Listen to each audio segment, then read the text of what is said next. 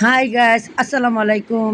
আজকে আমি আমার ছেলে চলে গেছে আমার নানু বাড়িতে। এই যে দেখেন, আমার নানু বাড়িতে যাওয়ার পথে সে একটু সৌন্দর্যটা আপনাদের কাছে তুলে ধরেছে। আর এই যে দেখেন কত সুন্দর ভিউ।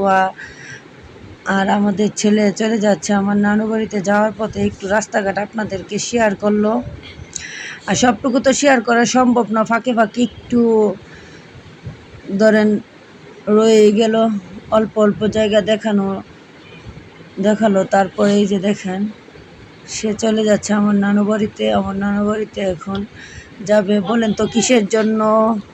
এই যে দেখেন আমার নানু বাড়িতে যাওয়ার পথে সে কিসের জন্য গিয়েছে সে ঠিকমতো আপনাদেরকে দেখাতে পারে নাই, তার জন্য। এই যে দেখেন আমার ছেলে আবার চলে যাচ্ছে আমার নানু বাড়িতে। নানু বাড়িতে যাওয়ার পথে এই যে এটা আমাদের ঈদগাহ মাঠ নানু বাড়ি। এখানে আমাদের ছোটোবেলার কত স্মৃতি। আমার নানু বাড়িতে আমার ছেলে গিয়েছে, এটা বলেন তো কত সুন্দর একটা দৃশ্য। আর এই যে দেখেন আমার মামা গরু পালতেছে। এই যে গরুগুলো আপনাদের মাঝে শেয়ার করতেছি। এই যে দেখেন, আর এই যে গরুগুলো অনেক সুন্দর। আর যাদের এই গরুগুলো লাগবে তারা কমেন্টে এসে জানাবেন। আর একদম ফ্রেশ, কোনো কোনো হাইব্রিড বা কোনো ইঞ্জেকশন কোনো কিছুই না, সব কিছু ফ্রেশ দেশি গরু।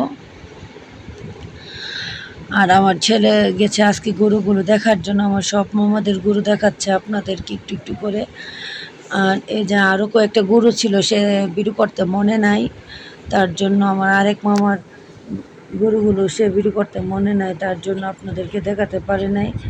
এই যে দেখেন আমার ছেলে গরুগুলো ধরার চেষ্টা করতেছে, সে একটু আবার গরু পাগল বলতে গেলে।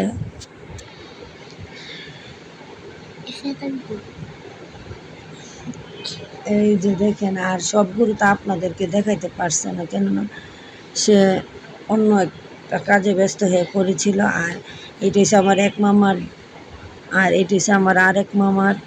এই যে দেখেন গরুগুলো অনেক সুন্দর। আরেক মামার আরও 3-4টা আসছিল, সেগুলো সে ভিডিও করে আনতে পারে নাই, কেননা সে হঠাৎ ওই মনে ছিল না, আর অন্য একটা কাজের জন্য ব্যস্ত হয়ে পড়াতে ভালো করে ভিডিও করতে পারে নাই। যতটুকু পারছে সে অতটুকু আমি আপনাদেরকে দেওয়ার চেষ্টা করেছি।